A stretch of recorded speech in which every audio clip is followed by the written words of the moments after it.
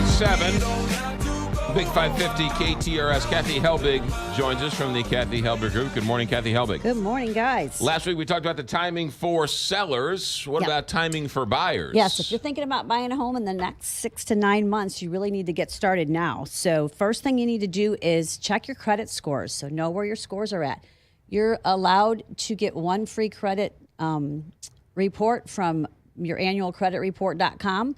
So do that because Credit Karma is not accurate. A lot of people always fall to Credit Karma, which is actually tied into credit card companies. That's who owns Credit Karma. And that's how they get, I mean, it's how they get all your information. And then every time you go back in, you're refreshing all your information. So it's really not the best.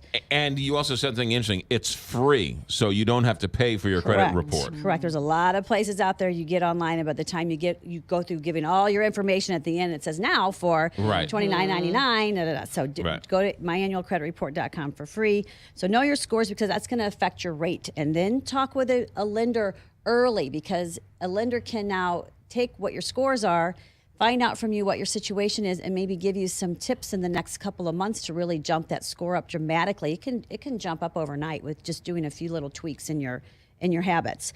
Determine how much you can afford. So when you're talking with a lender, they really need to find out what are all your debts. So because that debt to income ratio comes into play.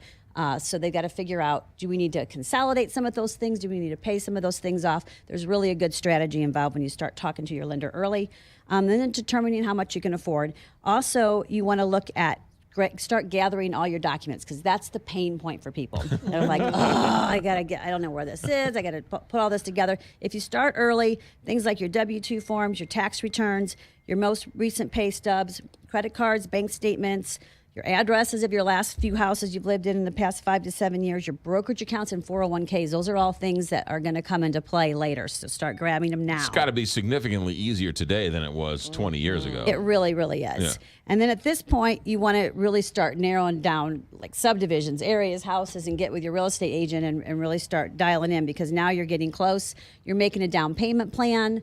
You want to figure out where's my money coming from based on my credit score and the type of loan I want to do. What's my down payment amount going to be? You want to know that up front so you can have that set aside. Because a lot of people at the tail end go, oh, my mom's going to help me, or my, such and such are going to give me money towards this. Well, that needs to be known about ahead of time because that money has to have a paper trail to it. So they call it seasoning. A lot of times it has to be in the bank 60 to 90 days ahead of time. So you can't pull that rabbit out of a hat at the end and think, oh, no big deal. So getting that ready. And then lastly, just, getting ready to make the offer because the timing on that can be 30 to 90 days before you find the right house, depending on if we're going to have a crazy market like we did last year. It might take you 2 or 3 or 4 houses before you actually win the contract on one. Then you're looking at another 30 to 45 days for closing.